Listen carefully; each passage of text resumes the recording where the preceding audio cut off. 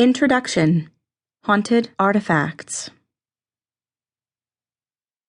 10-year-old Dylan and his family moved into their home just a few weeks ago. The family is overjoyed to have purchased their first home.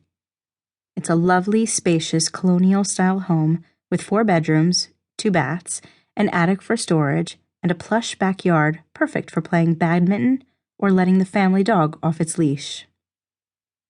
The first few weeks in the home are uneventful, with all the usual unpacking and excitable chatter happening at dinner.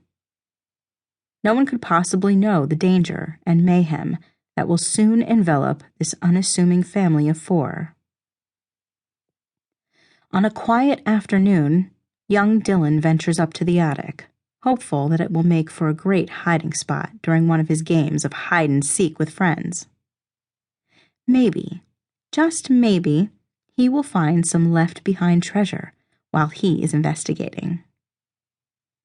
As it turns out, the attic is a great hiding place, but the treasures are scarce. Aside from a few dusty boxes, some worn furniture, and metal parts that look like they once were part of a working vehicle, Dylan finds little of interest. Just before admitting defeat, Dylan notices out of the corner of his eye a wooden box. Scurrying over to take a peek, he kneels in front of the large box, approximately 2 feet by 3 feet. The box appears old, and there are enough dimples and scratches on it to verify that it's been hauled and moved more than a couple of times. Dylan notices an inscription on top of the box, which reads, "To Mary, for all the memories we will make that can't be stored in your heart. Love, Michael." There is also a carved-out infinity symbol directly below the inscription.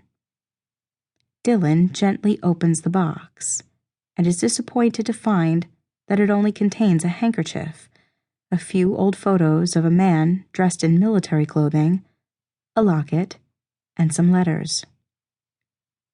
The letters look as though they had been read far too many times on account of the envelopes being so tattered.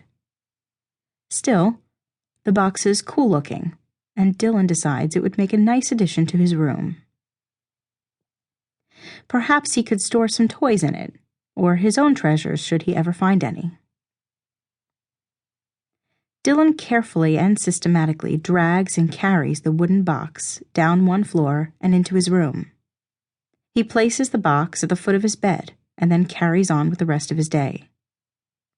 At dinner, he can hardly wait to tell, and then later show, his family his find. With dinner done, the family walks to Dylan's room to see the treasure he had found in the attic.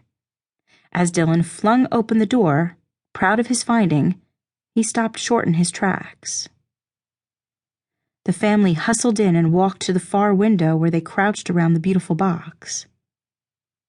Dylan stood perplexed, saying nothing.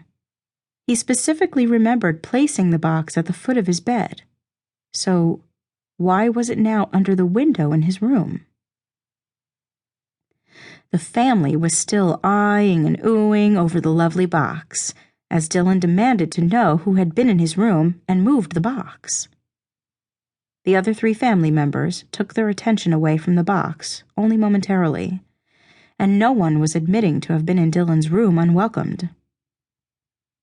After a few minutes, the family retreated from Dylan's room to carry on with their evening. Dylan remained in his room for a few moments, still wondering why the box was not where he left it. But as 10-year-olds do, he rather quickly focused his attention elsewhere, suddenly thinking he would like to get some outside playtime before bed.